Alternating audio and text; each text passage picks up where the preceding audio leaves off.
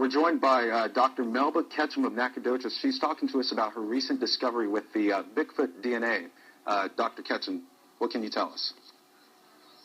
Well, we actually have a 5-year study where we've done a tremendous amount of genetic research on alleged Sasquatch samples. We started this, like I say, 5 years ago. We have done every kind of possible test on these creatures.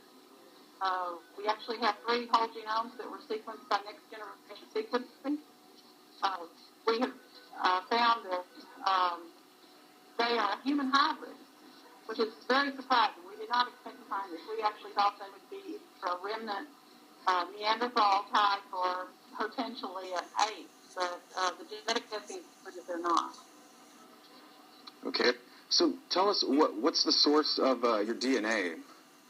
The source of the DNA is that we had dozens and dozens of samples, actually over 100 samples in the study. And the sources are varying. Most of them were hair samples collected by various Sasquatch field research teams.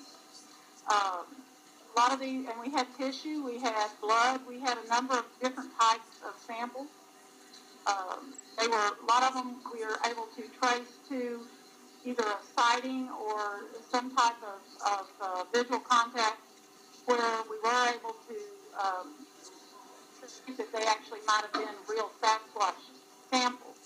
Then we screened the samples though to make sure that we had something that was unique and not just a common animal. Okay.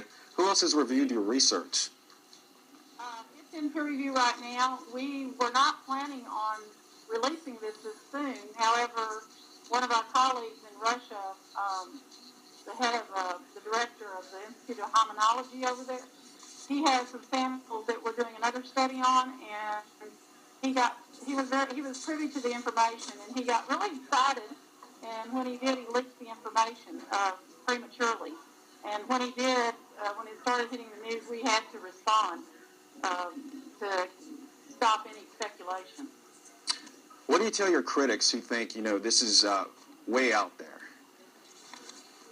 I tell them look at the data when it's published, because it's excellent science. It's the best science that the United States has to offer.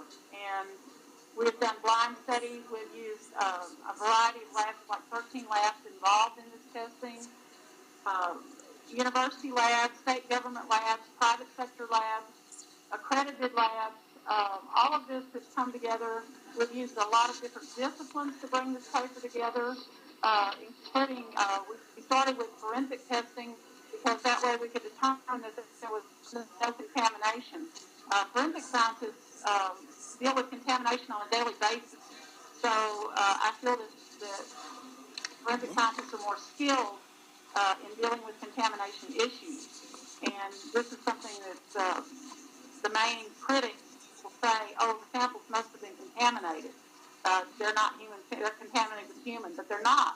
We were able to absolutely prove that, plus we ran them against the profiles of the submitters and the lab personnel, so we knew that we had pure samples. Okay, and when are you hoping to have this, your study published in a journal? I don't have an exact date yet, but we're hoping weeks instead of months. Okay. All right. Well, Doctor, thank you so much for joining us. Reporting from the Local 2 Newsroom, Gerardo Lopez, click2houston.com.